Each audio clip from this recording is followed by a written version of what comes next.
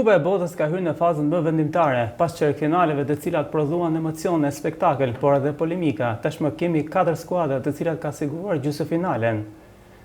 Duelet do të jenë Spanjë-Francë dhe Angli-Argjentinë, të cilat do të jenë sfida që premtojnë emocione, por edhe polemika që ka shkaktuar edhe sfida çerekfinale. Me mua në studio ditën e sotme është Ermal Toti, gazetar dhe komentator. Përshëndetje dhe faleminderit. Faleminderit për ftesën, Rozali. Sida Isa Alili, gazetar. Alili, përshëndetje dhe faleminderit. Faleminderit juve për ftesën. E nisi me sfidën Norvegji-Angli, Bellingham sfikati sërish me një dopjet, duke dhuruar Anglisë kualifikimin për në gjysmëfinale. Ermal, si e pe këtë sfidë, e prisje nga Anglia të bënte kaq shumë kundër Norvegjisë? Shiko, Anglia është një skuadër që sa herë fillon një turne madhor, përveç se tifozët dhe media atje që kanë himnin It's Coming Home, mezi presin një trofe të rëndësishëm të cilit ju afruan në Euro 2020 që u zhvillua në verën e 2021-shit. Ka gjithashtu edhe, po themi, një aureol mjaft hapur në të tërë botën, pra jo vetëm në ishull. Të gjithë duan të shohin nëse skuadra angleze më në fund është kolauduar mirë ose më saktë po gjen kohën e dur, vendin e dur për të fituar diçka të rëndësishme. Skuadra angleze e këtij viti, e drejtuar nga Tuchel, nuk është më e mirë se ajo e vitit 2010, kur ishte Fabio Capello dhe kishte një brez të artë me David Beckham, Steven Gerrard, Frank Lampard, Paul Scholes, pafund emra. Por duket se Gjermani e ka ndryshuar paksa. Pra nuk janë më anglezët të cilët lëshojnë topin përpara, kanë ato përplasjet e forta fizike. Tashmë ata luajnë edhe futboll, për fatin e mirë jo tiki-taka, siç u shndrua Gjermania në drejtimin e Joachim Löw. Por me Norvegjin, Anglia pati deri diku edhe problemet e gjykimit. Kujtojmë që pati momentin e golit parë, ku një ndërhyrje ndaj Harry Kane u interpretua ndryshe krahasuar me ndeshjen mes Argjentinës dhe Egjiptit, apo edhe ose më saktë u interpretua ndryshe me Argjentinë-Egjipt dhe u interpretua njësoj me Argjentinë-Austri. Pati të njëjtin faull në mesin e fushës në Argjentinë-Austri, aksioni përfundoi me gol, ashtu siç ndodhi në Angli-Norvegji. Ndërkohë në Argjentinë-Egjipt u interpretua ndryshe. Ishte pastaj edhe momenti i topit që preku kablin e Spider Camit sipër. Aty arbitri nuk pa asgjë, madje edhe kur i than protestuan lojtarët e Norvegjisë, stoli ai sërish në momentin që ti nuk e shikon teknologjia. Edhe për shkak të nuk kishte ndonjë sinjalizim të topit që kishte prekur. Tani unë këtë nuk e kuptoj se si nuk mund ta preki topi kur topi teknologjik i këtij botërori. Në fakt kishte dy pamje. Fija e flokut me Kroacinë, pra vendosi që goli ta anullojë. Ermal kishte dy pamje. Ishte njëra pamje që na vendosi në dyshime dhe pamja tjetër që tregonte një trajektore të drejtë të tropit dhe nuk kishte kontakt. Tani në të gjithë dim, unë vet kam luajtur futboll amator siç kemi luajtur gjithë dhe siç luajmë nëpër calceto. Topi kur niset nga fundorja nuk shkon dhe bie pingul pasaj. Merr trajektorin dhe bie pingul. Thjesht kjo do duhet mjaftonte për ta ndërprerë lojën aty, megjithatë ai aksion përfundoi me gol. Ka patur pra ky botror është botror i interpretimeve. Ti e lexon ndryshe, Isa e lexon ndryshe rregulloren, unë e lexoj ndryshe.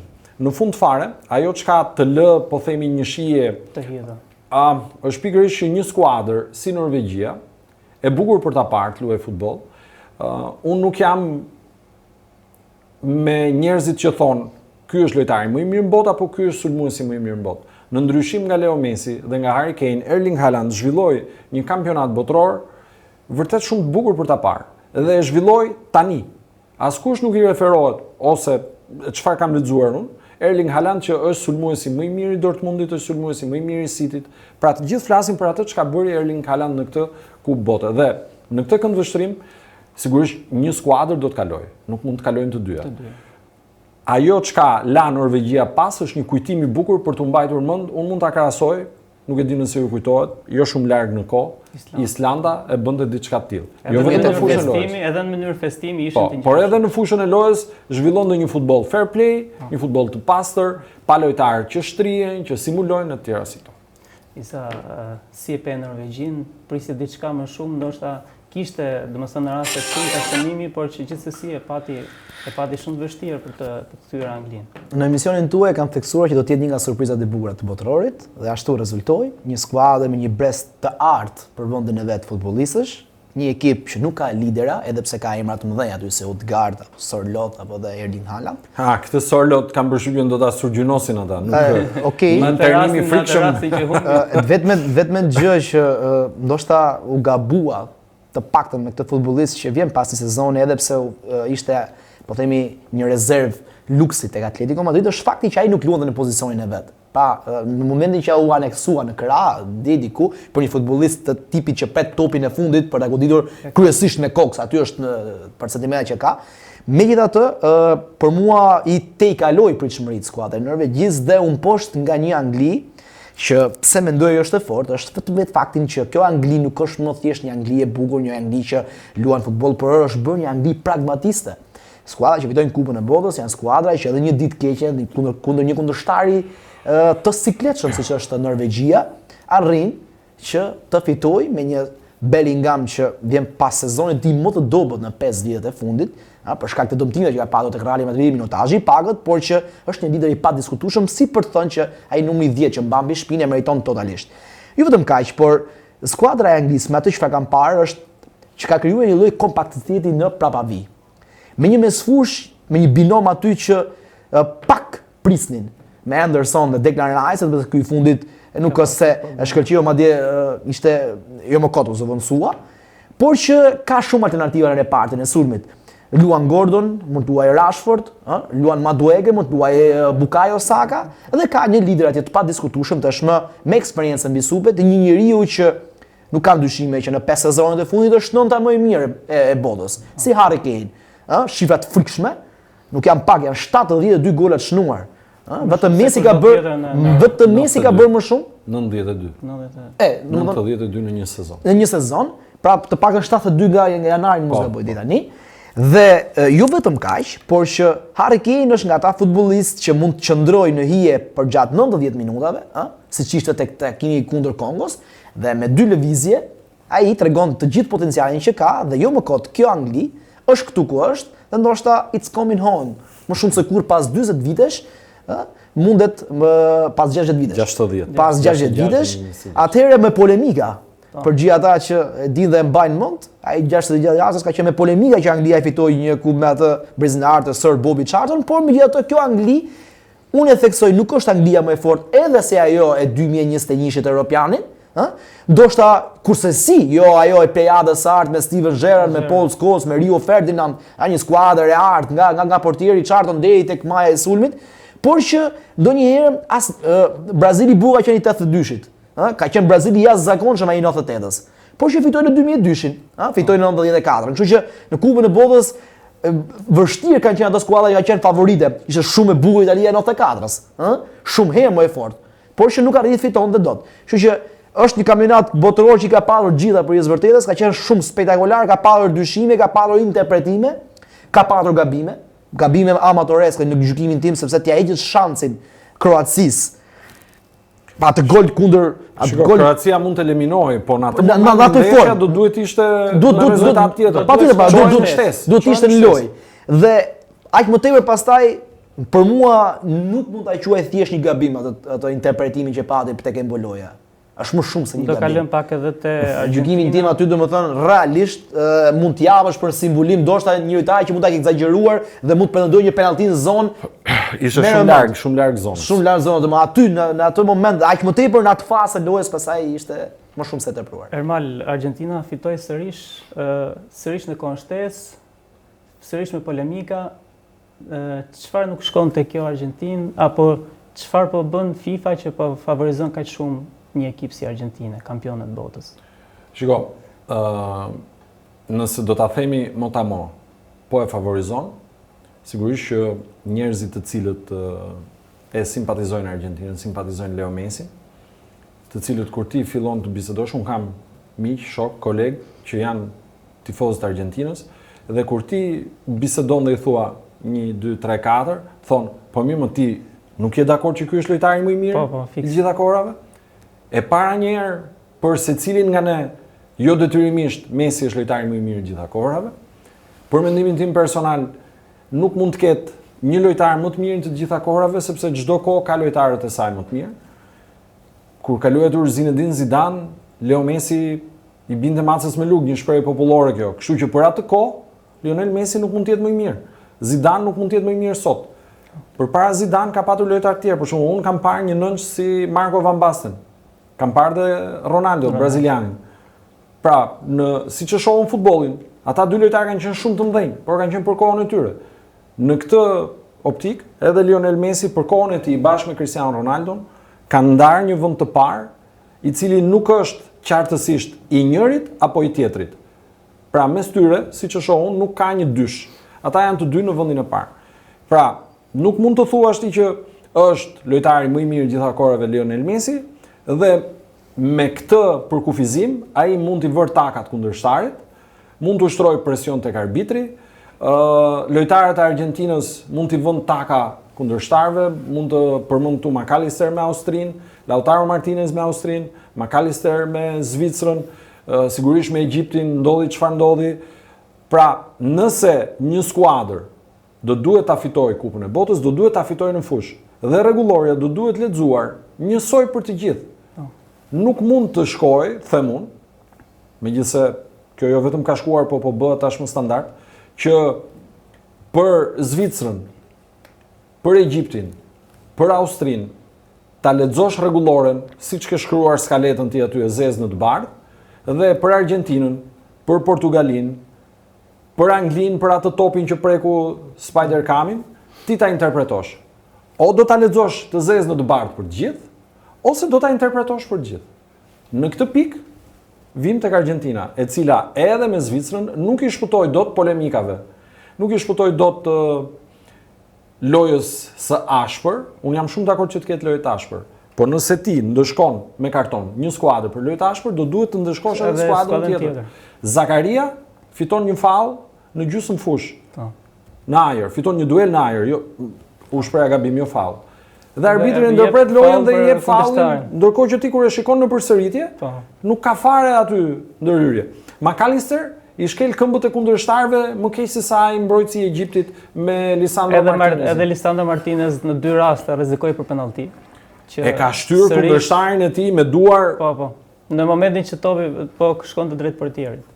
Pra, më kupton? Janë disa raste që unë nuk dua të them që 100% e favorizon, por që e lexon ndryshe rregulloren dhe ka një tendencë për ta shqipëruar me gjithë ambientin që na rrethon dhe ku jetojmë që ky është lojtari më i mirë dhe ne nuk mund, ose siç thuhet në jargon, po pse mund të luhet botërori pa Argentinën, pa Messi? Këto pastaj janë.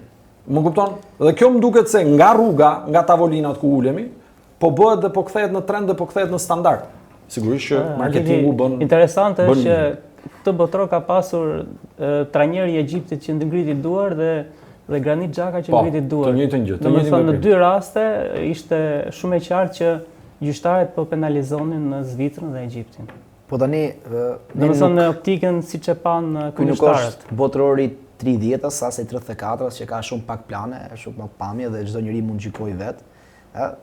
Nuk është as botrori 86-s, që ti mund të kishe luksin që nuaj edhe me dorë dhe të fitoje Kupën e Botës. Kështu që tani e bardha është e bardhë, e zeza është e zezë. Në gjykimin tim, Argentina është më e dobët se ajo e 4 ditë më parë, ndonse shumë pak ka lëvizur. Unë ndoshta prishja më të fortë Argentinën sepse mendoja që Julian Alvarez është më i konfirmuar dhe realisht ashtu është.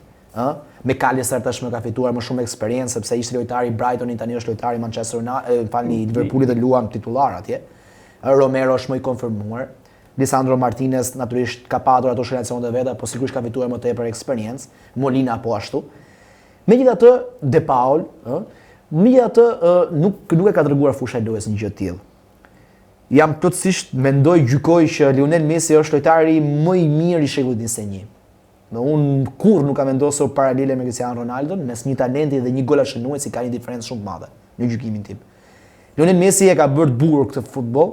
Lionel Messi nuk është thjesht një njeriu që çon topin rrjet, është ai promotori i kësaj Argentine. Unë nuk kam dyshime që nëse Messi nuk do të ishte pjesë e Argentinës, Argentina do ta kishte të vështirë të kalonte grupin, e jo më tej të shkonte deri këtu. Shifrat flasin për të. Magji që ka dhuruar një 39 vjeçar që për hir të vërtetës vrapon shumë pak në metra Vetëm 631 metra. Ai bon Si shpejtësi. për ta ndezur pak diskutim, po atë videon me gjyqtarin që ushtronte presion, pse nuk ke respekt për mua? Më Se do shumë. na ndihmoj dhe regjia me Patjetër. Aty Si është e duket kur, një shikoni, duhet të them një fakt. Messi në gjithë jetën e tij kurrë nuk është gjykuar të merret me arbitrin. Ka marrë vetëm një karton të kuq në jetën e vet, dy, një me Kombëtarin, një me Barcelonën. gjithsesi është pak i toleruar në Ajo që në bëri arbitrat, aty në për mua shumë merr raste. shumë keq që një i këtij kalibrit shkonte në lloj gjendje. E ka bërë dhe me Holandën, kujtom në Patjetër, katër vite tek më parë, 2-2. Njëjtën gjë ka bërë. Patjetër. Por që natyrisht ai ka pafund presion mbi supe. Edhe pse e ka fituar një kupë bote. Sepse gjithë mendonin edhe në Argjentinë, Maradona tempi i madh, realisht i tillë është. Dhe Messi e bëri në 2022-shin. Jo më kot ishin ato lot kundër Egjiptit edhe pse u kualifikua. Pra ai presioni i madh që ka ky futbollist. Unë nuk kam dyshime që Lionel Messi është një art i futbollit botëror, pa diskutim që po. Me gjithçka që dhuron, sepse Messi janë vetë shifrat. Ai është njeriu i botërorëve, sepse është lojtari që ka luajtur më shumë ndeshje të një botërori, është lojtari që ka shënuar më shumë, të paktën praktikisht deri tani, edhe pse unë mendoj që Kylian Mbappé do ta marrë këtë front shumë shpejt, ndoshta edhe brenda këtij botërori. Është lojtari që ka asistuar më shumë, është futbollist që ka dalë më shumë man of the match, është njeriu që jo më kot me Argjentinën 2014 shkoi deri në fund, është falojtari i kompeticionit, Në 2018 ajo Argjentinë që ishte limituar, në 2022 fitoi trofeun, tashmë do të provoj deri në fund për ta mbrojtur trofeun. Megjithatë, të gjitha këto që ju thatë që kanë ndodhur, e kanë prishur imazhin e Argjentinës, e kanë prishur një ide diku, sigurisht edhe garën e Kupës Botës, sepse nuk është mirë kur thua ka nga ata faqe që vendosin tek titrat, shkruajnë FIFA ose tek flamuri i Argjentinës dhe nuk shkruajnë Argjentinë. Po. Tani këto raste që ne i tham janë. Unë mendoj, nuk e shikoj drejtu sepse në gjykimin tim u bë pak e madhe me Egjiptin, por rasti pati shkeljet në këmbë e Martinez. Do të gjykojmë atë që tha Toti, patjetër që ka raste tjera që një episod nuk u dha. A mos ndoshta, jo mos ndoshta, po ai ishte kartoni kuq ai ndeshjes së parë me skuadrën e Algjerisë? Për Mesin? Patjetër. Po patjetër që ishte. Tani, po të ishin 3 gole më pak apo jo? Presioni do të ishte ndryshe, do flisin ndryshe. Sepse ne gjykojmë gjërat tani siç ka ndodhur. Nuk do flisi për Mesin goleshënues ndoshta, do ishte pak më mbrapa. Po jo vetëm kaq. Do mungonte në një ndeshje. Jo vetëm kaq, po a e dini ju se sa rekorde u vendosën ato në atë sfidë? Kështu që nuk do të lutem me Austrinë apo jo? Po ndoshta mund të rrezikonte Argentina mos kalonte grupin. Unë kam bindje absolute e Argentina pa Lionel Messin, është një skuadër nën mesatare. Pa diskutim që po. Është një skuadër që nuk ka një pikë referimi, një busull. Mjafton të përmendësh fjalë që ka thonë Enzo Fernandez pas takimit me Egjiptin. Në momentin e pas 2-0 ku kuptuam që Lionel Messi po kërkonte topin, ne aty fituam besimin që ndeshjen mundet që të bënim ndryshe, sepse ishin të gjithë dorëzuar. Dhe natyrisht kjo është një madhështi e madhe që ka ky njeri, pra një njeri që është 39 vjeç, që ndoshta nuk vrapon, dhe është e vërtetë që nuk vrapon, po ecën nëpër fushë, por ky talent i madh, kjo eksperiencë që ka mbi supe, dhe fakti që e ka begatuar i madh Zot që ai çdo prekje topit është magjik, ka bërë këto rezultate që ka arritur në jetën e vet. Ermal, bëm një koment shkurtër edhe për Francë, Marok 2-0 dhe Spanjë, Belgjik 2-1. Dy kundërshtar që do të shohim në gjysmëfinale, Spanjën dhe Francën. Atëherë Franca është skuadra e cila ka treguar, sipas mendimit tim, futbollin më të bukur në fushën e lojës. E kanë masakruar me Paraguayn. Nëse do t'i shkojmë ose nëse do të sjellim këtu edhe mendimin e njerëzve apo diskutimet që bëjmë nëpër tavolina, duke patur parasysh rrugën, dhe sot BBC-ja ka publikuar edhe vendimet e FIFA-s për përcaktimin e 4 skuadrave më të mira në momentin e hedhjes së shortit. Rrugën e tyre deri në gjysmëfinale duket por Franca, Spanja, Anglia dhe Argentina janë shortuar në këtë mënyrë për të ardhur deri këtu. Por në rast se Argentina edhe me Zvicrën kishte një kundërshtar jashtë 10 vendeve të para në klasifikimin e FIFA-s, Franca ka patur një rrugë shumë herë më të fortë, më të vështirë se sa skuadra e Argentinës. Me Paraguayn, nuk jam 100% i sigurt, por ngre dyshimet e mia. kur shoh kaq shumë gabime arbitrash. Duke si një ndeshje e stisur. Duke si një ndeshje ku Paraguay po luante me mendjen që dikush tjetër, Edhe dikush nga kampionat shqiptar ka mos përshtypjen Ermal nuk do ndodhin të tilla. Jo, gafa. absolutisht, as bëhet fjalë Do të fare. thënë kishte 3 kartona të kuq që mungonin. Vendimi i FIFA-s për të dënuar Kwanza 2 ndeshje për kartonin e kuq. Ndërkohë që një karton i kuq u fshi me gomë. Një tjetër karton i kuq për Lionel Messi nuk u dha. Për McAllister me Austrinë nuk u dha. Dhe ndërkohë ti dënon një lojtar me 2 ndeshje, duke llogaritur, unë jam i bindur që ata e kanë llogaritur këtë. Kwanza nuk do të luajë me Argjentinën në gjysmë finale. Ndaj ne ndëshkojmë. Një nga futbollistët kryesor të Anglisë.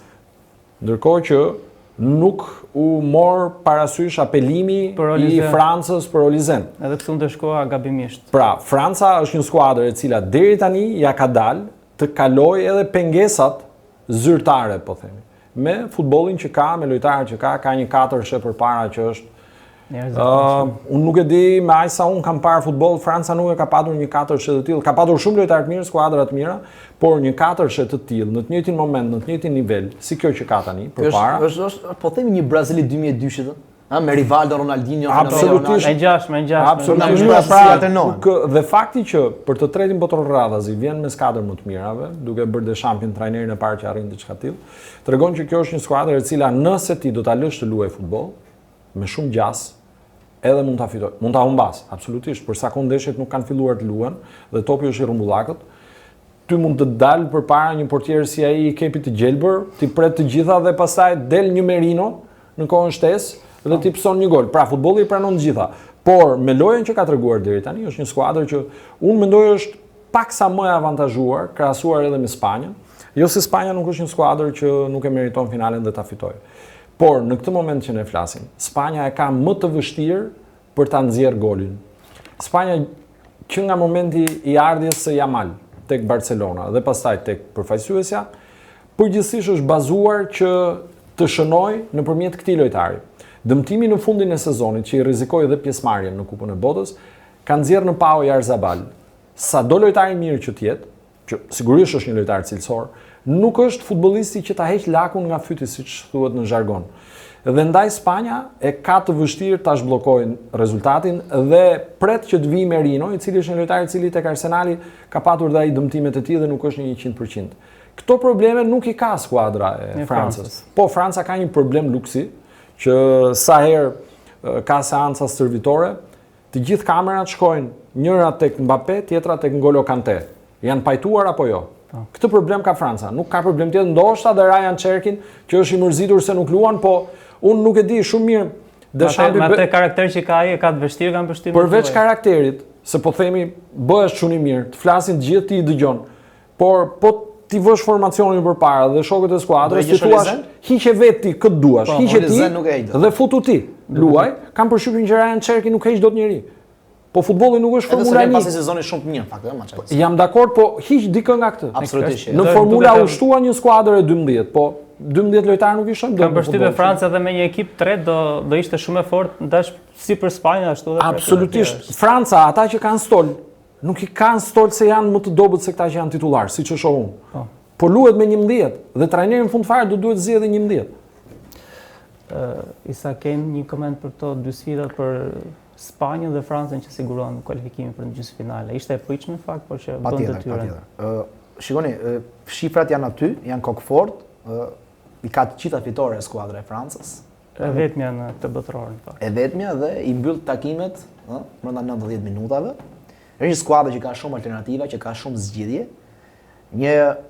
Nëse ka një skuadër kjo Kupë Bote që nuk ka një pikë të dobët, është pikërisht skuadra e Francës. Pra, nga portieri Mike Maignan e deri tek maja sulmi që është Kylian Mbappé, të vetëm gjë dhe fati i mirë i kësaj skuadre është që ka një dirigjent aty që ka ditur ta fitojë këtë trofe në fushën e lojës, e ka fituar dhe si trajner, jo më kot është jetë gjatë, është 13 vite aty, si Didier Deschamps, që mediat, opinionit dhe jo vetëm ishte se si do duhet ky njeri ti dirigjoj gjelat e vet, se realisht ata janë gjela.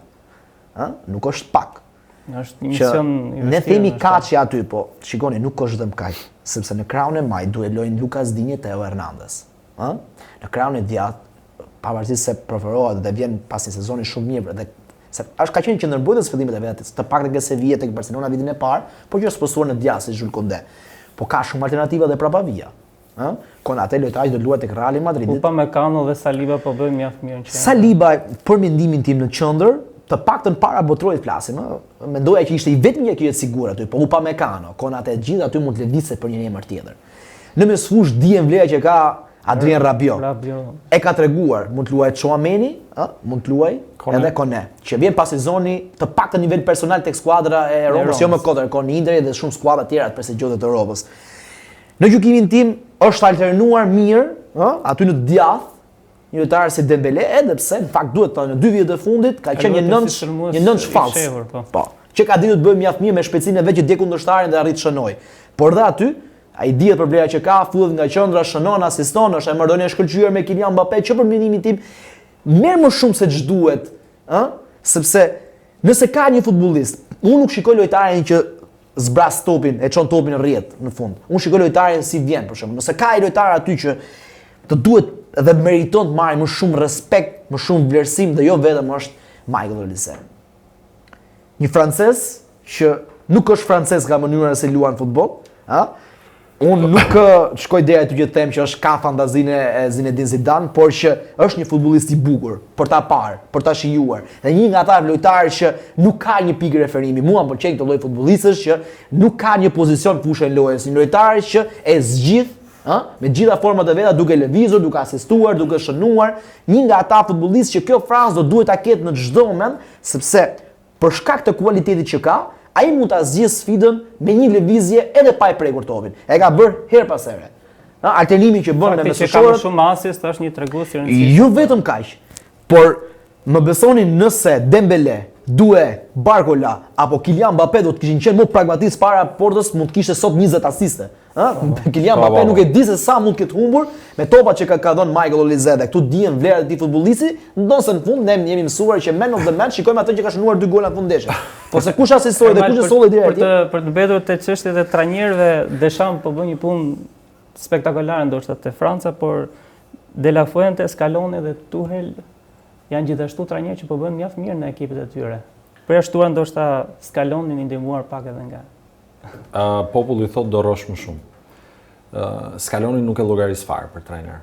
Po përfiton nga Argentina. Scaloni është skuadra do duhet të ketë një trajner. Aty për mua është Lionel Messi, njeriu që komandon që përzgjedh skuadrën, lojtarët cilët i përshtaten atij. Jo domosdoshmërisht kjo është diçka negative, por realisht trajneri është një figurë orientuese. Argentina këtë figurën orientuese e ka spostuar në fushë. Pikërisht ndaj Zvicrës, ka dalë edhe së fundmi, ka patur një debat ndoshta jo, por po diskutonte me Pablo Aymarin, që ka qenë një futbollist i 10 tipik.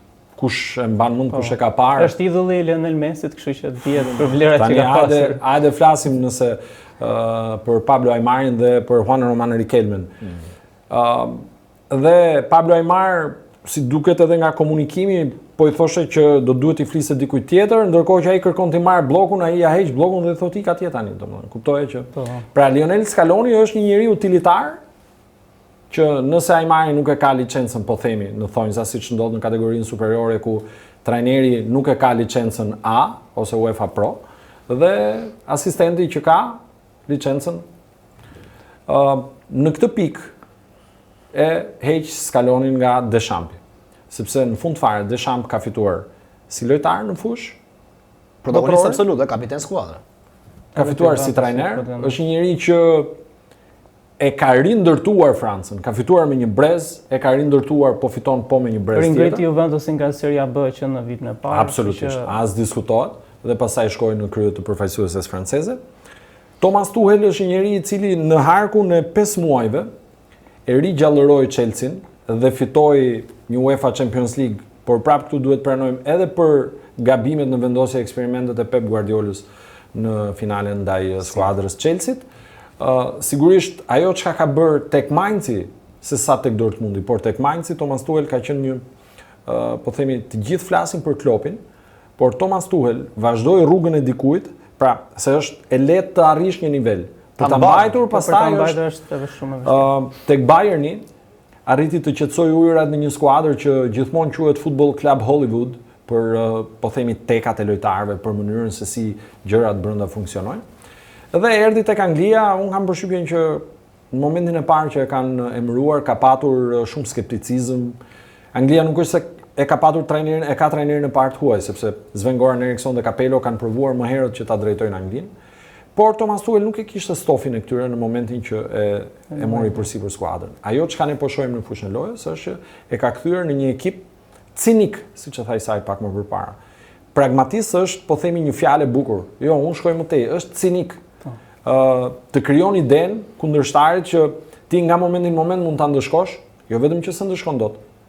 Por atëherë kur ti nuk e pret, Kongo ishte një shembull shumë domethënës, arriti që ta neutralizonte thjesht për çështje kohe, realisht çështje kohe, domethënë kur gjithë po thoshin shumë mirë afrikanët po bëjnë si Maroku, do të jenë më tej të tjerë si këto. Ndërkohë pastaj absolutisht kur flasim për De La Fuente, është njeriu që e ka rritur pjesën dërmuese të këtyre lojtarëve. Kur them e ka rritur, po flasim nga pikpamja sportive. Po dhe fitues, me ekipet zënqirë. Absolutisht. Po bën një punë të ngjashme ndoshta me Del Bosken, po bën një punë të jashtëzakonshme më shumë se kaq, se nuk duhet ta pesë, më shumë se kaq. Ka fituar kampionatin evropian, kampionatin botror me ekipet U18, U20 partarë deri këtu. Po them se ka vijuar punën e Del Boskës në mënyrë perfekte. Ai ka një merit, jo pak flasin sepse ai nuk është mediatik, se nuk dua ta ndërprer. Ajo që duhet të thënë është fakti që portarët tek ekipi i parë De La Fuente ka dhënë provat me ekipe zënxhire duke fituar kampionatin evropian dhe kampionatet botërore me këtë skuadër. Pa ai nuk erdhi këtu. Dhe ajo që është e frikshme është fakti që ky njeri, jo vetëm që i njeh këtë grup lojtarësh në mënyrë të jashtëzakonshme, sepse e di ku duket që ai është një takticien shumë i zoti tek zgjidhja që ka. Raja vjen pas një sezoni fantastik, ai beson Unai Simon për mënyrën se si. Dhe Unai Simon vendos rekord në botëror. Po, ka futbollistë tjerë tek skuadra e Spanjës që mund të bëni më të mirë për nga emri, se po themi aty tek luan Ore Zabal mund të luajë Ferran Torres, se ka bërë tek skuadra e Barcelonës. Jo, nuk zgjedh pikërisht të njëri dhe statistikat i ka të frikshme. Pa janë shumë gjëra që ai shikon modulin e vet nga këta lojtarë për t'i projektuar aty kudo dhe rezultati ka dhënë drejt, fakt po jesë vërtetës. Pra ndikimi i këtyre emrave që përmendëm është katërcifrisht. Pra, është vite dritë e largë me ndikimin që ka Lionel Scaloni në ndeshje. Po. Për mendimin tim, gjithmonë. Isa kalon te sfida Spanjë-Francë për t'u bazuar ndoshta edhe te statistikat. Franca ka 13.5 raste për ndeshje dhe ka goditur mbi 50 herë portën. Është një Francë e frikshme që luan ndaj një Spanjë që ka mbrojtjen më të mirë të kampionatit botëror me vetëm një gol pësuar. Shikoni, nëse ka një kundërshtar që mund t'i bëj ballë kësaj France, është pikërisht Spanja. Pse me do një gjë të tillë? Sepse pavarësisht se Franca ka treguar që edhe pse është shumë e frikshme është fakti që ajo nuk futet në presion. Franca nuk mban topin. Po ta shikosh edhe me rival që janë shumë herë më dobët, Marokut ja la topin. Sepse ata kishte vështirë ditë nga për ata mjafton 7-8 sekonda dhe nga portieri shkon topi në rrjet. Sepse e tillë është skuadra, nuk i intereson shumë mbaljja e topit. Megjithatë, se sa do ta trollos Spanja Francën, kjo mbetet për të parë. Ai rezultat fantastik për të parë, për të shijuar i 5-4-s, në Nation League, tregoi që Spanja është më e njëjta situatë. Absolutisht nuk është e njëjta situatë, ka ndryshuar shumë të dyja dhe skuadrat në një farë mënyre. Megjithatë, unë mendoj që Spanja do të bëjë Spanjën dhe Franca do t'i përshtatet skuadrës së Spanjës. Si do ta bëjë gjë të tillë, kjo mbetet për të parë. Do të jetë një ndeshje shumë e fortë, sepse aty ku Franca është e fortë, aty mundohet, po themi, ingranazhet e kësaj skuadre ndizën si është Spanja. Pra do të ketë rival aty. Do të jetë një duel shumë i bukur mes Kukurejës dhe Dembeles në njërin anë. Në krahun tjetër, do të jetë Porro, edhe pse unë këtu besoj me gjithë respektin për këtë të fundit, por do ta ketë shumë vështirë, kush do të jetë si duel, si Bargola. Mbetet për të parë se si do të markohet Olize. Megjithatë, unë nuk e di, po duhet një markim jashtëzakonshëm, nuk besoj as tek Kubarzi as tek Emerick Laporte, me gjithë respektin për këto dy futbollistë, megjithatë në krahun tjetër, mos harroni që Uela Zabal i pëlqen shumë ku luan, ku ka dy qendra të forta, dy lojtarë shtattar, sepse është ai futbollist që luan mes linjave dhe nëse do të jetë në një ditë të mirë, që nuk ka qenë deri tani, Yamal. Por unë pres shumë nëse ka i lojtarë aty që pak flasin. Nuk e di do ta preferoj apo jo, është Dani Olmo. Nëse ky futbollist është në formë, të gjithë ingranazhet e kësaj skuadre vjen lojë. Dhe pritet shumë tek ai binomi art, që gjithë spanjollët thonë, mes Pedrit dhe Rodrit. Janë dy futbollistë, njëri dikur më i miri, jo vetëm se fitoi topin e art, por për pas sezoneve fantastike që zhvillonte me Manchester City dhe me Spanjën, mos harroni, që janë 54 takime që luan dhe titullar dhe nuk kishte humbur asnjëherë kur luante ai në fushën loje Spanja, dhe një gjë pati një statistikë të fishme edhe Manchester City, dhe kemi një Rodri që edhe pse është ai futbollisti që harxhon energji, që zëvendësohet, nuk e ka problem këtë fakt, shumë i rëndësishëm me të skuadrë. Do të jetë ndeshje loj shau, edhe pse ndoshta kualiteti në këtë lloj takime zhbie, sepse vetë mënyra se si dy trajnerët do ta ndërtojnë lojën për të minimizuar shanset e çdo kundërshtari, kam përshtypjen që do ta bëj spektakolare dhe nuk ndoshta për dy ekipet ndoshta e ka provuar Spanja më shumë, po ndoshta kjo mund të jetë më shumë gjasa, mund të shkojë edhe në shtesë si sfidë. Ermal, fakt Spanja ka fituar 2 nga 3 sidhet e fundit, 5-4 në Nations League, fitoi 2-1 në 2024 dhe ka fituar Franca në 2021-ën 2-1. Mendoj që këto statistika mund të jenë domethënëse në këtë sfidë, duke parë atë çka kemi përjetuar në këtë botror. Shiko, statistikat janë aty për tu thyer, të themi, ose për tu kaluar, për të vendosur të tjerë. UEFA Nations League është një kompeticion pa dashur që t'i ulim vlerat, por kemi parë që skuadrat nuk shkojnë 100% motivuara. Trajnerët e përdorin për të marrë lojtarë të rinj, qoftë nga ekipet shpresa siç i quajmë ne, U21-shat që i quajnë ata, apo për të aktivizuar lojtarë që kanë patur më pak minuta në kompeticione si botrorit dhe europian. Pra në këtë pikë, ajo 5-4 më duket më shumë si një ndeshje për publikun, hajde kënaqemi të gjithë, shënojmë të gjithë, në fund fare pak rëndësi ka kush fiton. Megjithëse dhe aty ka një trofe që është shumë i rëndësishëm dhe Cristiano Ronaldo e ka fituar atë 2 herë, në mos gaboj. Ndërkohë që do duhet nisim pikërisht nga 2024 sepse është ajo më e afërta në kohë. Por dhe aty skuadrat janë të ndryshme. Mënyra se si e përjetojnë futbollin tani ka të bëjë edhe me situatën e lojtarëve në këtë moment. Disa e përmendi që ka dëmtime. Në momentin që ti ke dy futbollistë shumë të rëndësishëm që siç janë Merino dhe Yamal, që nuk janë në 100% formës, që kanë patur Yamal dëmtimin në fundin e sezonit. Merino pothuajse gjatë tërë këtij viti kalendarik ka qenë dëmtuar. Edhe Rodri po ashtu, Pedri ka patur. Rodri që pas dëmtimit që nuk e ka arritur atë nivelin e topit art. Nuk ka ardhur asnjëherë aty ku ka qenë më përpara. Ndaj them që dakord është e vërtet që siç tha Isai që Spanja do të luajë, do bëj Spanjë, se Spanja nuk di të bëjë ndryshe. Në një farë mënyre mund të bëjmë me fajt të kthehemi pas në kohë të ndjerin Johan Cruyff dhe pasaj Pep Guardiolën që kanë krijuar një standard tani, futbollin tiki-taka, qarkullimin pafund dhe pastaj kur ata gjejnë një hapësirë të mundshme, mund të realizojnë. Nuk është më si ekipi që fitonte 2008, 2010, 2012, që Spanja me këtë lojë, me këtë mënyrë loje, edhe të shënonte dhe të vinte përpara aq sa është tashmë është bërë virale prej që nga momenti që ndodhi komunikimi i Iker Casillas në ndeshjen Spanjë-Itali ku 4-0 dhe pastaj u tha ulën tani ta ulim pak. Më kupton? Por tani Spanja e bën të njëjtin futboll por shënon shumë pak. Ndërkohë kur vjen puna tek Franca, është një skuadër që me shpejtësinë e saj, me vertikalizimet, me altruizmin që kanë përpara, mendo kur shërben dhe Mbappé për shokët e skuadrës që kanë vinë në parë të sulmit, mendo se çfarë rrezikshmërie ke, sepse ti mendon që Mbappé do të shënoj dhe ti pret që do të shënoj ky. Jo, ai aty të ka, po themi, ta ka hedhur. Aty është truku atij, ai pason majtas djathtas dhe pastaj lojtarët që janë aty të ndëshkojnë. Ndaj e shoh Francën pak më të avantazhuar për mënyrën e lojës për atë futboll që kanë treguar deri tani. Po sigurisht për sa kohë ndeshja nuk ka filluar ende, ajo është 50-50 dhe nuk ndryshon fare, mund të shkojë në shtesë. Për mua 2 ndeshje mes këtyre skuadrave jam gati t'i shoh. Të luajnë sot, të luajnë dhe nesër dhe pastaj le të luajnë ose le ta kualifikojnë skuadrën edhe me Coca-Pil. Pra Franca dhe Spanja sa herë të luajnë do të na kënaqin. Kështu që le të shkojmë me shtesë, nuk ka asnjë problem.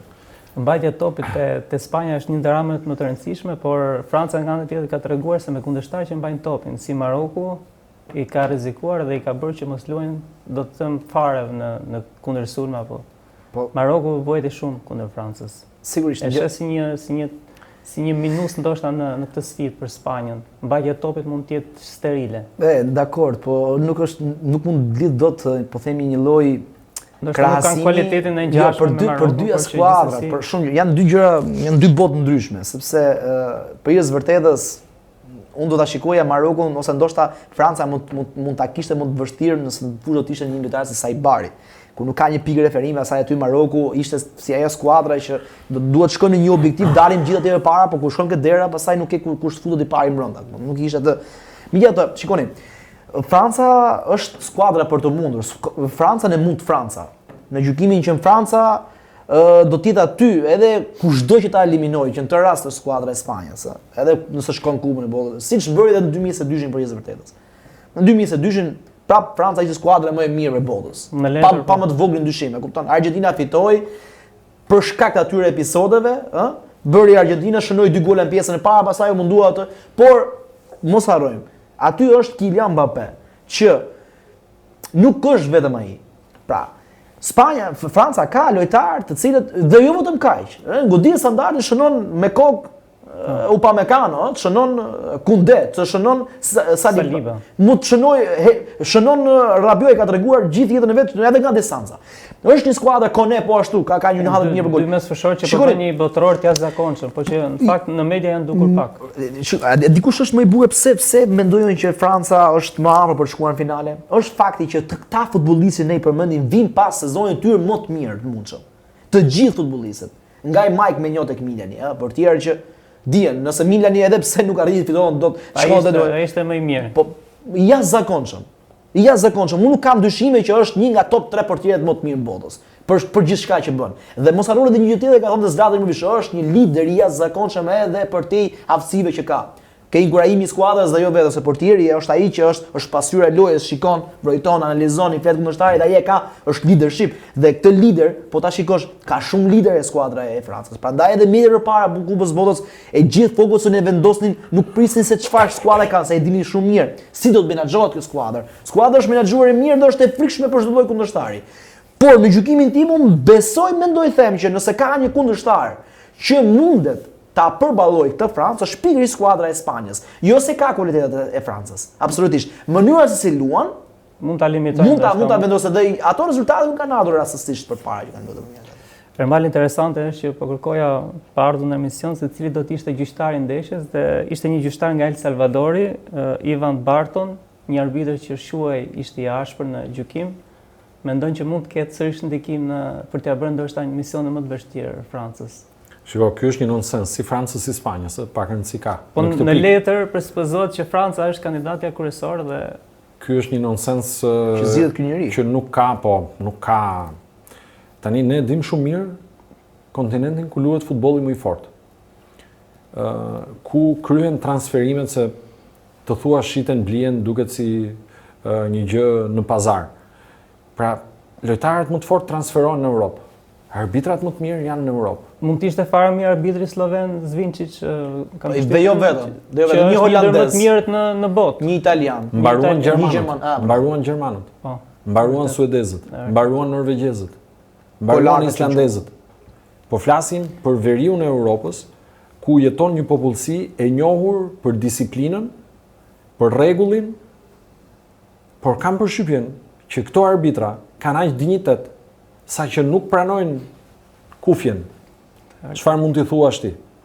Ndaj, vim tek arbitra nga Kazakistani, vim tek arbitra nga Uzbekistani, tek ai arbitri senegalez nuk kam asnjë lloj gjëje me atë arbitrin që nuk e lan të ndër SBA. Po ndoshta nuk ka atë cilëtetin po nuk e ka. Jo ndoshta, po nuk e ka. Një arbitër i cili nuk drejton skuadrat në Europë, nuk arbitron çdo javë në Serie A, në La Liga, në Premier League, në Bundesliga, në kampionatin francez, or edhe në kampionatin belg, në Portugali. Një arbitër që nuk arbitron javë për javë, Porton, Sportingun, Boavistën, ku diun se çfarë. Atëherë ti shkon në gjysmë finale, vendos një arbitër nga El Salvadori, futboll do të luajnë kudo, futboll luhet edhe në Maldive, ku nuk ka fush. Atje në rër, ata luajnë futboll, mund marrësh edhe një nga ata atje. Tani dakord, futbolli është për gjithë. Është për gjithë, po atëherë hajde ta bëjmë botrorin me të gjitha vendet në hartën e botës. Kjo është pika më e dobët. Kur ti vendos një arbitër, unë po them modest, po fjala e vërtetë është zhargon fare nuk po e përmend, po unë po them kur ti vë për drejtuar Francën dhe Spanjën, një arbitër kaq modest, ti mund të presësh çdo gjë aty. Sepse në fund fare, siç ndodh në Shqipëri, që mund të gërvishtin makinën, mund të zihesh nga hiçi në rrugë dhe të thonë më fal, edhe FIFA e ka gjetur këtë. Mbaron ndeshja, homologohet rezultati, pas 3 muajsh, Francë-Gjermani doli UEFA dhe tha, po, arbitri Taylor gaboi dhe pra nuk i vlen askujt, nëse ti i çon turneun dëm me një arbitër të tillë, për interesat e tua, kur them interesat e tua, organizatorët, fali mund t'i kërkosh sa duash, homologove rezultatin e eliminove, çfarë rëndësi ka. Kalojmë te sfida Argentinë-Angli, një gjysmëfinale e jashtëzakonshme që premton spektakël. Në këtë sfidë nuk e di kush është më favorit sa. Shikoni, unë mendoj që edhe për nga rrugtimi që kanë bërë, për nga kualiteti që kanë dyja skuadrat dhe fakti që Argentina vjen e stërmunduar për shkak se ka luajtur shumë. Është Anglia për mua favorite. Ndoshta deri këtu ishte Argentina. Jo se po themi nuk ka shans Argentina ta mposhti Anglinë, sepse Anglia nuk është Franca për të vërtetës, ndoshta jo as Spanja. Megjithatë, Anglia kjo është Angli. Ka krijuar atë identitetin e saj. Unë shikoj si Romero, por edhe Martinez këtu atë shumë vështirësi përballë një Harry Kane, që dihen vlerat që ka, po jo vetëm kaq. Nëse ka pikë dobët kjo skuadër, janë pikërisht Pravavia, sidomos në krahët. Është munduar Tagliafico në një farë mënyre, Molina, por janë shumë larg dhe aq më tepër që Anglia aty të superon në krahët. Ka futbollistë të shpejtë, të fortë, lojtarë të cilët i mjafton vetëm një hapësirë fare vogël për të bërë dëm. Do të jetë një lojë sigurisht e ashpër, sepse të dyja skuadrat luajnë fort fizikisht. Do mbethet për të parë nëse në gjykimin tim Anglia do ta gjejë formulën që është një formulë që e ka provuar burra si Sir Alex Ferguson dhe të tjerë me radhë për ta ndalur Messi, ndoshta ai Messi ishte atëherë më i miri, po edhe Messi Barcelonës ka qenë gjë tjetër. Patjetër, por pasi shkoi te Parisi dhe ky që shohim sot është. Okej, natyrisht edhe mosha dhe vetëm. Por megjithatë, fakti që ai ka shënuar 8 gola, është këtu ku është. Nëse Argentina do të arrijë të, po themi, të izolohet pikërisht ky futbollist, të tjerët janë totalisht të menaxhueshëm. Në krahun tjetër, Argentina duhet të kalojë veten e vet. Do të jetë ajo skuadra që jo vetëm të shoh se çfarë duhet të bëj vetë, por edhe kundërshtarin, sepse thash është një kundërshtar shumë i fortë dhe është i fortë aty tek loja në ajër, tek goditja standarde që centimetrat nuk i ka Argentina. Un kam përshtypjen tuel këtu do ka pikën më të fortë, patjetër do të godas dhe sigurisht edhe tek fakti që në ato që ne gjuhën popullore themi kundrasulmi, pra tranzicioni negativ, ata do të bëjnë çka të munden.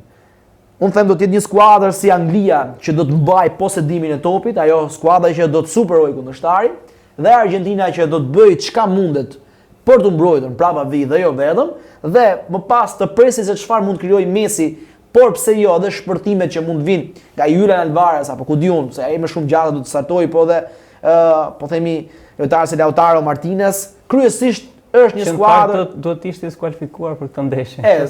Nëse do të kishte interpretim të njëjtë edhe për Argentinën.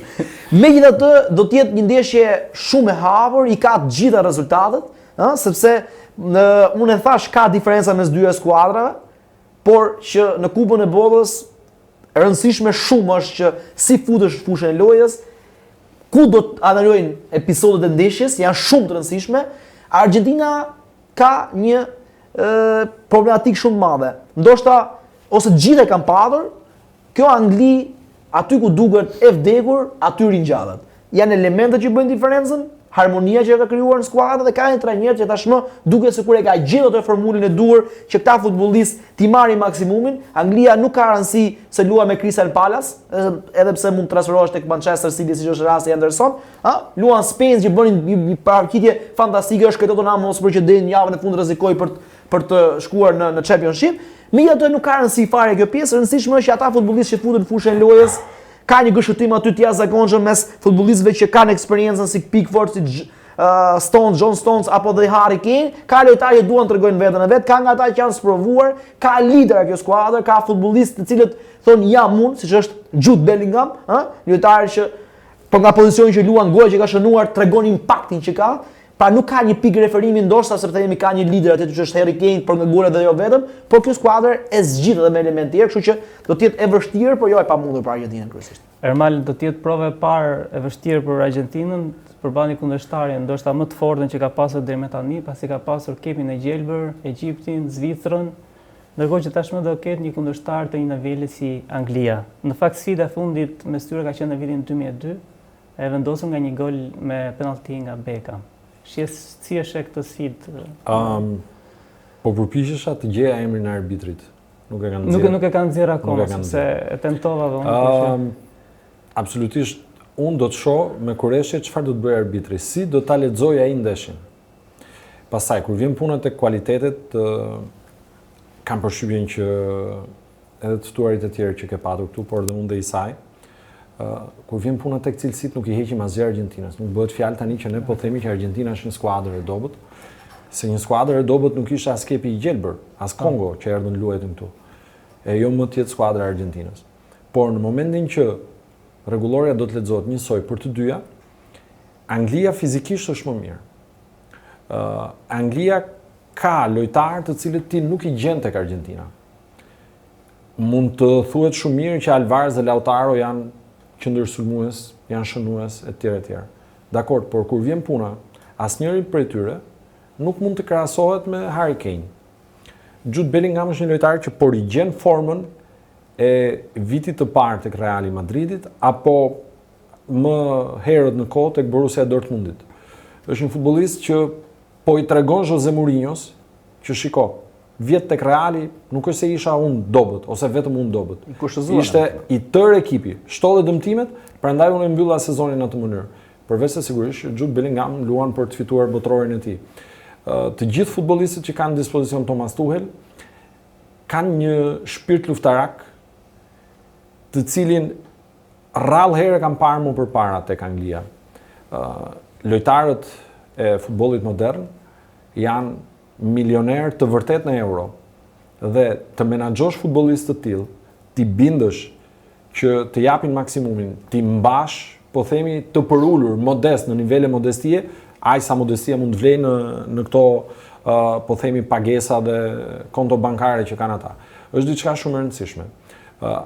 Lënia jashtë e Cole Palmerit dhe Phil Fodenit ka qenë më shumë çështje karakteriale, paktën nga ato që un kam lexuar në përrjeshtat dhe deklaratave të Thomas Tuchelit, se sa çështje sportive, sepse si Cole Palmer dhe Phil Foden janë futbollistë që nga pikpamja sportive janë të padiskutueshëm.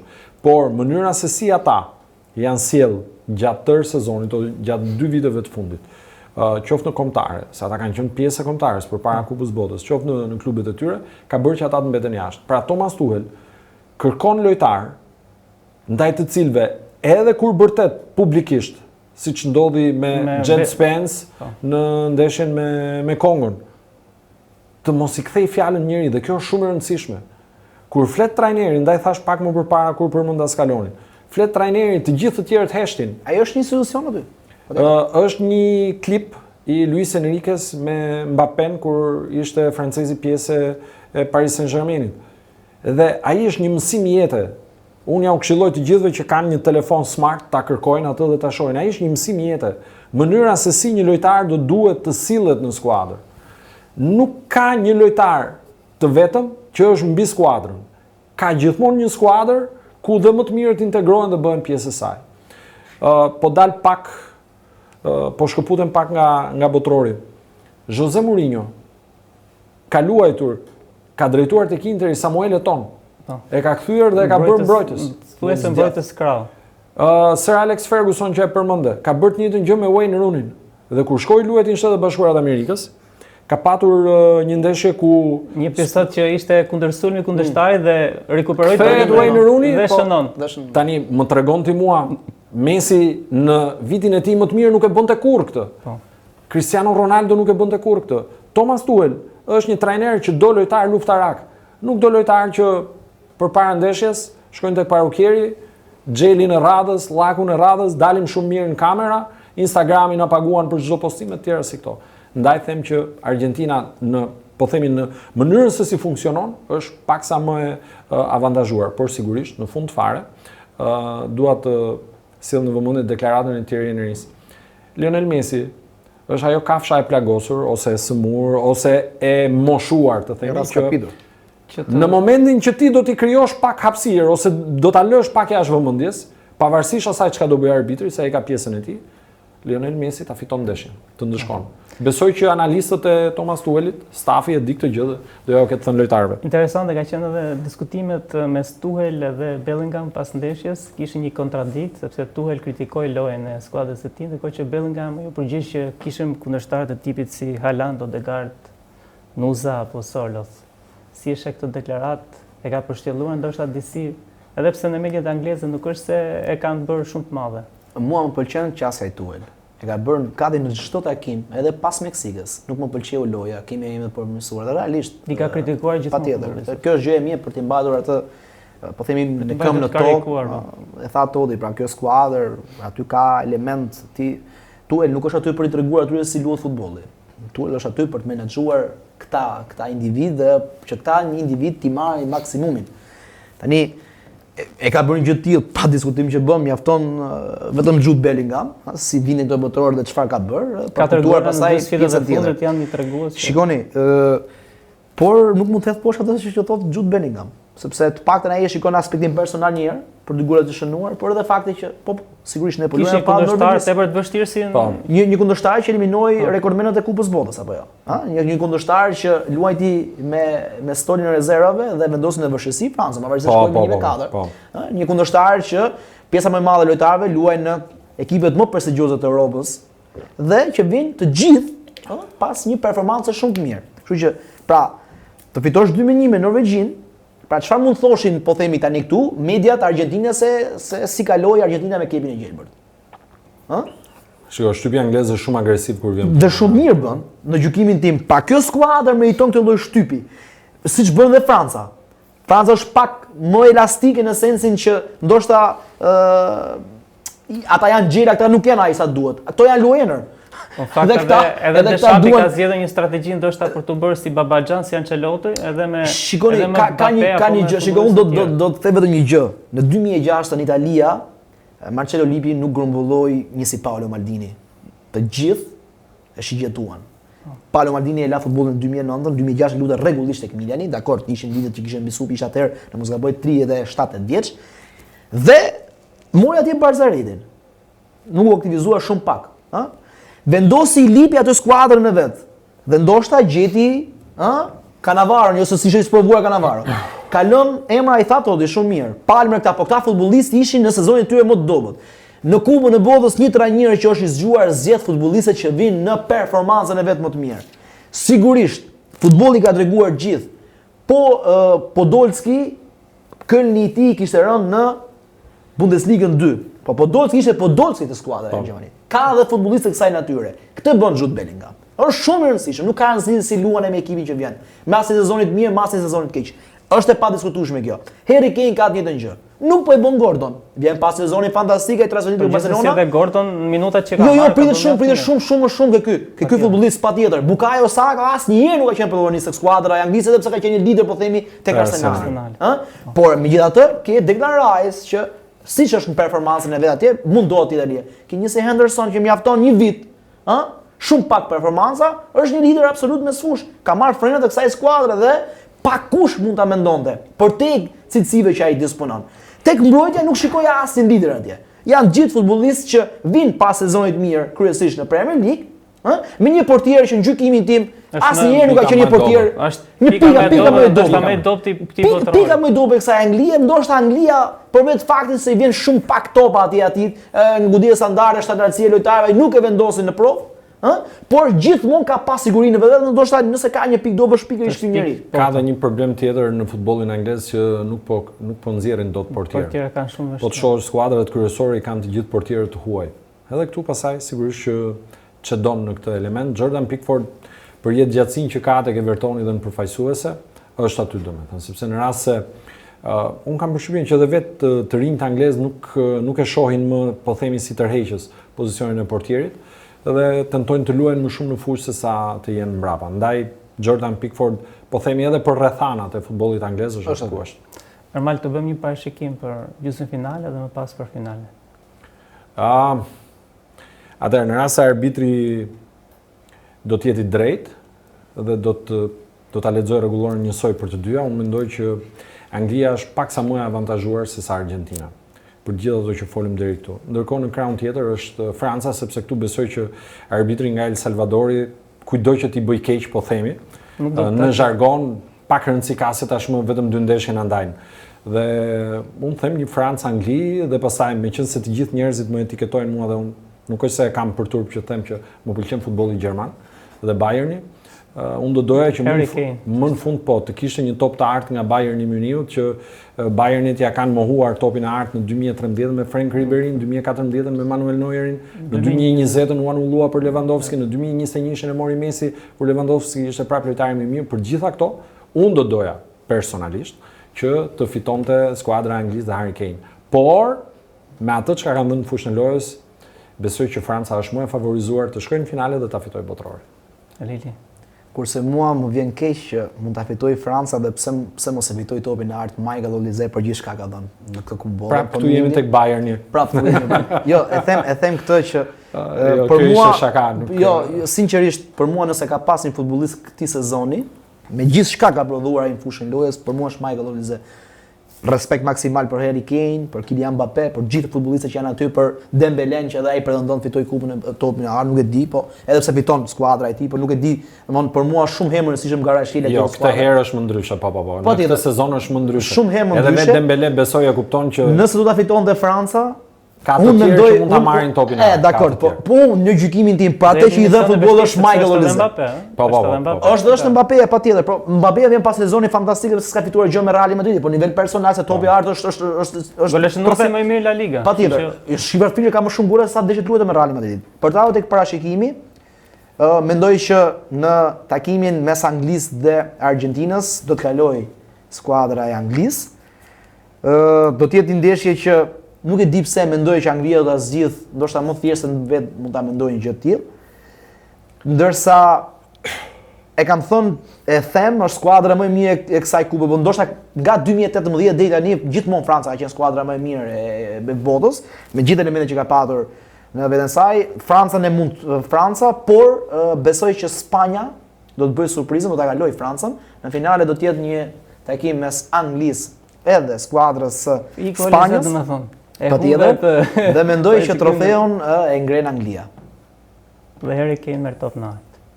Po e ngriti Anglia pasaj.